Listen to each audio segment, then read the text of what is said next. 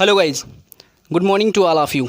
मैं सौरभ साइबर, आप सभी का स्वागत है मेरे चैनल इमोशन वाला में। अभी तक मेरे चैनल को आपने सब्सक्राइब नहीं किया तो सब्सक्राइब कर लो, बेल आइकन प्रेस कर दो ताकि लेटेस्ट अपडेट आप तक पहुंचती रहे। हम बात करने वाले हैं आज ग्रंथि के बारे में। और कौन सी ग्रंथि के बारे में?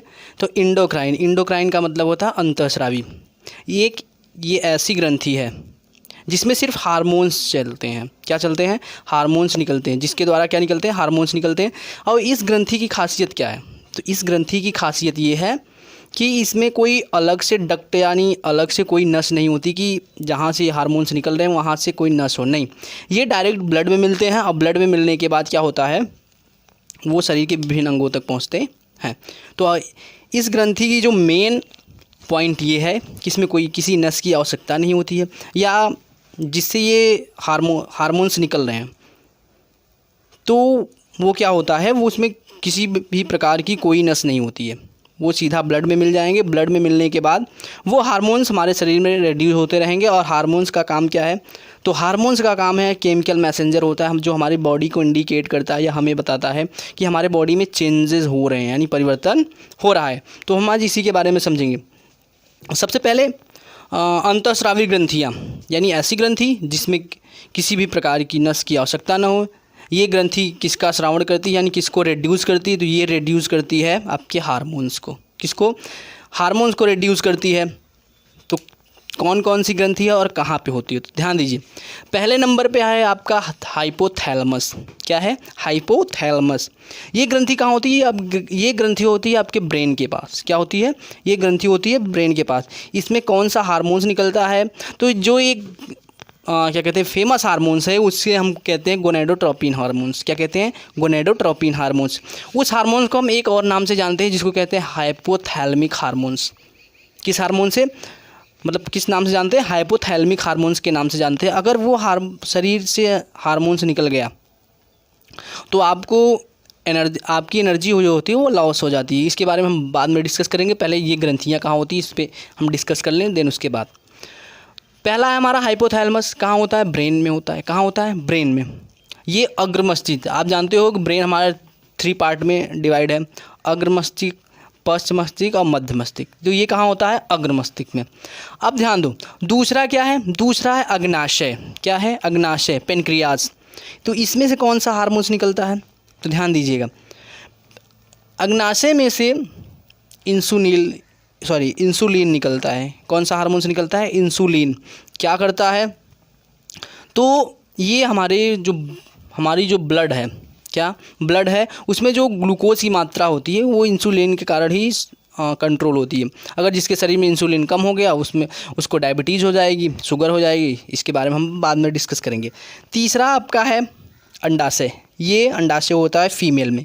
कहाँ होता है? फीमेल में। ये क्या है? अंतःस्रावी ग्रंथि है। क्या है?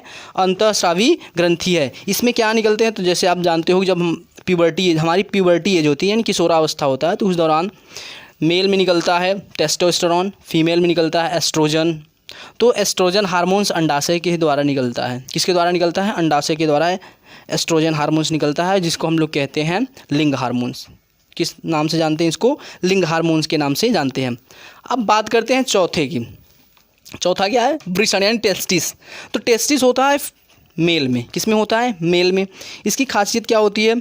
तो ये मेल का मेन रिप्रोडक्टिव ऑर्गन्स है। क्या है? मेल का मेल रिप्रोडक्टिव ऑर्गन्स है। इसमें से क्या निकलता है? इसमें से टेस्टोस्टेरोन। क्या निकलता है? टेस्टोस्टेरोन, जो मेल में लिंग हार्मोन्स यानी सेक्स हार्मोन्स के नाम से हम इसको जानते हैं। अब ध्यान दीजिए, पाँचवा क्या है? अधिवृषण। इसको हम लोग कहते हैं एड्रिनल। क्या कहते हैं? एड्रिनल ग्लैंड, ग्रंथि। तो ये इसमें से क्या निकलता है? एड्रिनल हार्मोन्स निकलता है। कौन सा हार्मोन? एड्रिनल हार्मोन्स निकलता है। ये हार्मोन्स कब निकलता है? जब हम या तो डर जाएं या किसी पे गुस्सा हो जाए, तब ये हार्मोन्स उसमें से निकलता है। इसको हम लोग एक और नाम से जानते हैं इस ग्रंथि को, इसको कहते हैं इमरजेंसी ग्लैंड। क्या कहते हैं? आपातकालीन ग्रंथि कहते हैं, क्योंकि ये आपात स्थिति में भी एक्टिवेट होती है। तो देखिए, अब हम बात करने वाले हैं पैराथायराइड ग्रंथि की। किसकी? पैराथायराइड ग्रंथि की। तो ये क्या करती है शरीर में? ये हमारे शरीर में करती कैल्शियम की जो हमारा ब्लड होता है उसमें कैल्शियम की मात्रा को बनाए रखती है। क्या करती है? बनाए रखती है। अगर इसमें कैल्शियम की मात्रा ज़्यादा हो गई, कैल्शियम की मात्रा ज़्यादा हो गई ब्लड में, तो क्या होता है? हमारी हड्डियों को नुकसान पहुंचता है। क्या होता है? नुकसान पहुंचता है। तो एक कैल्शियम का जो लेवल होता है वो इसी के थ्रू बनाया जाता है। इसमें से जो हार्मोन्स निकलता है, पैराथायराइड हार्मोन्स। क्या निकलता है? Parathyroid hormones. अब बात करते हैं थायराइड ग्रंथि की। तो थायराइड ग्रंथि क्या करती है हमारे शरीर में? जो कैटाबॉलिक क्रिया होती है। कौन सी क्रिया? कैटाबॉलिक क्रिया। यानी जब हम सरल अणु को जटिल अणु में बदलते हैं, सरल अणु को जटिल अणु में बदलते हैं, तो ऐसी क्रिया को हम कैटाबॉलिक क्रिया कहते हैं। तो उसमें क्या करता है? वो भूमिका निभाता है। जो पीयूष ग्रंथि है ये सबसे मेन ग्रंथि है। इसको हम लोग कहते हैं ग्रोथ ग्लैंड। क्या कहते हैं? ग्रोथ ग्लैंड के नाम से जानते हैं, क्योंकि इसमें से कई सारे हार्मोन्स निकलते हैं जो हमारी ग्रोथ के लिए आवश्यक है। क्या है? आवश्यक है। तीसरा लास्ट है आपका पीनियल ग्लैंड। तो पीनियल ग्लैंड क्या करता है? तो पीनियल ग्लैंड करता है मेलाटोनिन नामक हार्मोन्स को निकालता है, जो हमारी नींद के लिए आवश्यक है। किसके लिए आवश्यक है? नींद के लिए। तो शरीर में कौन सा हार्मोन्स निकलता है? मेलाटोनिन। कहाँ से निकलता है? पीनियल ग्लैंड से। तो ये सब ग्लैंड की स्थिति हो गई। कहाँ पे रहती हैं आप लोग देख सकते हो यहाँ पे। अब हम एक एक करके समझते हैं कि कौन कौन से हार्मोन्स निकलते हैं, क्या उसका काम है। ठीक है।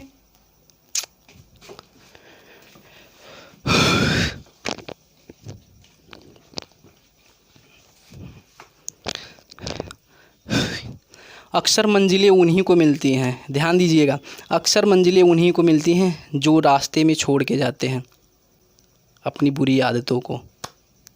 तो आप भी मेहनत करते रहिए। जो आए वो भी अच्छा है, जो चला जाए वो भी अच्छा है। तो कभी ये गम मत करिएगा कि एक आया तो दूसरा चला गया। आएगा और जाएगा। आप मेहनत करते रहिए, क्योंकि सक्सेस परमानेंट नहीं होती। सक्सेस जाती है, फिर सक्सेस उससे बड़ी सक्सेस आती है। एक जाएगी तो एक ज़रूर आएगी। इतना ध्यान दीजिएगा। Thank you.